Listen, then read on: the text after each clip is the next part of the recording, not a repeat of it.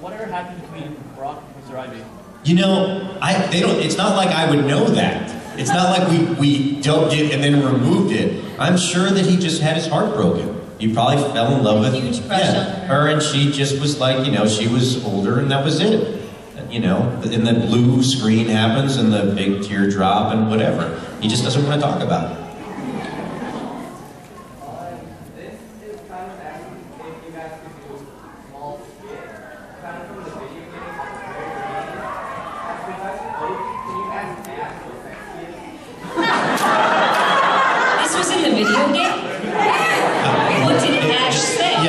But what video game was this? Oh, he asks them so that as a gamer you can say whether you're a oh. So Ash, what sex are you? Male? Good answer. Right. All right, so yes, the blonde now in the back.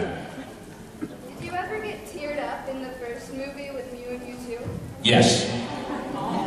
I've definitely had things where I'm recording and I start crying. I have to stop because you can't sound like you're crying, you know, and have to just wait for a few minutes and then come back to it because it's too emotional. You know, I mean, you know, there's a vulnerability and a sensitivity that actors have so that we can sort of tap into that stuff, and which makes us laugh when things are funny. It makes things, you know, cry when things are sad. Not that this is a Pokemon story, but I was just recently doing an audiobook about a former NFL player who grew up with a very, very tough life. His mother was a drug addict, and she died.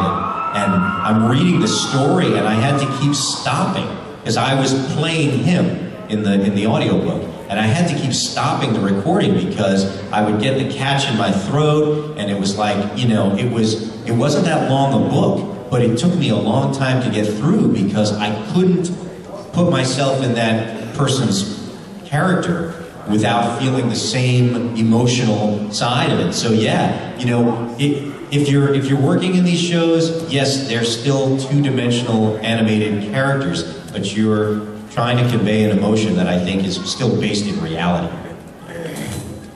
Yes, in this beautiful pink dress.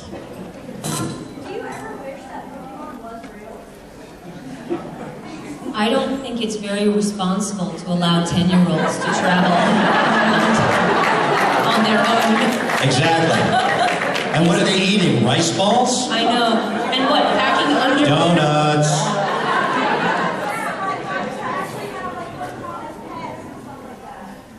Well, it's odd when your cat starts looking like Pikachu, you know, or something, and then, or your child. I wouldn't want our pets to be fighting.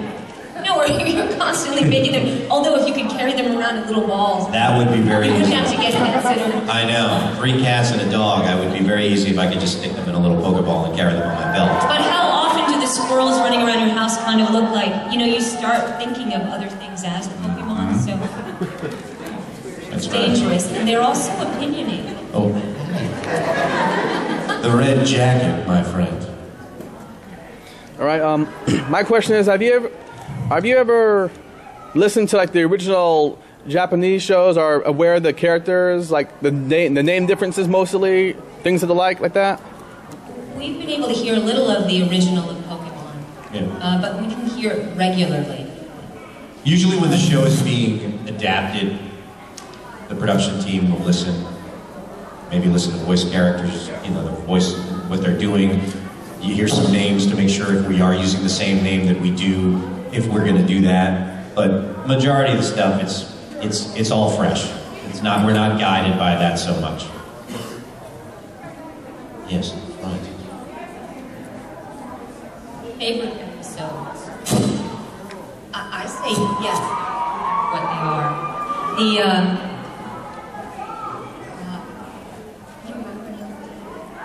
You know, it's like blurs of funny scenes. I'm trying to remember, like, there really no specific, you know, I mean, we're talking about what, 52 episodes for times 8? I was told there'd be no math, but that's a lot. And yeah, so, and you know, and when you go in there, because we don't necessarily watch them start to finish, even though we work start to finish, you don't know necessarily where one starts and one ends. It's kind of like, wasn't that all one episode? No, those were 5. Oh. Yeah, it was a story arc. I got it. So, you know what? Sometimes I catch them because they're on reruns, and I always go, oh, I love this episode. Oh, this is my favorite one. So pretty much everyone is when I come back to it. But I don't know that there's any... I really like the ones where there were more emotional things going on. I do like the beginning ones when Ash first wakes up late and then gets Pikachu, and I still love that one.